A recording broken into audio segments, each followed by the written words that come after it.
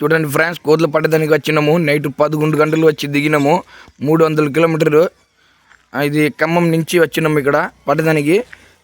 చూడండి ఫ్రెండ్స్, దాదాపు వచ్చి బియ్యం వేసి అన్నీ అలవాటు చేస్తున్నాము. పొద్దున లేచి వచ్చి 6:30 అయింది గంటల టైము.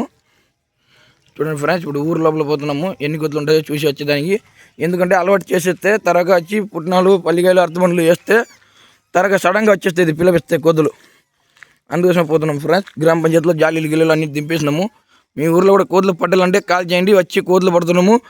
యూట్యూబ్ ఛానల్లో చూడండి ఫ్రెండ్స్, లింక్ ఉంటుంది. సబ్స్క్రైబ్ చేయండి, లైక్ చేయండి ఫ్రెండ్స్. అన్నీ బియ్యం వేసేసిందన్నమాట, ఎందుకంటే అలవాటు అయ్యేదానికి. దాదాపు ఒక వచ్చి 150 కోతులు పైన ఉంటుంది. ఇక్కడ చెట్లు మీది అన్నీ ఉంటుంది. ఇప్పుడు ఊరు లోపల పోతున్నాం. చూడండి ఫ్రెండ్స్, నేను మా తమ్ముడు పోతున్నాము.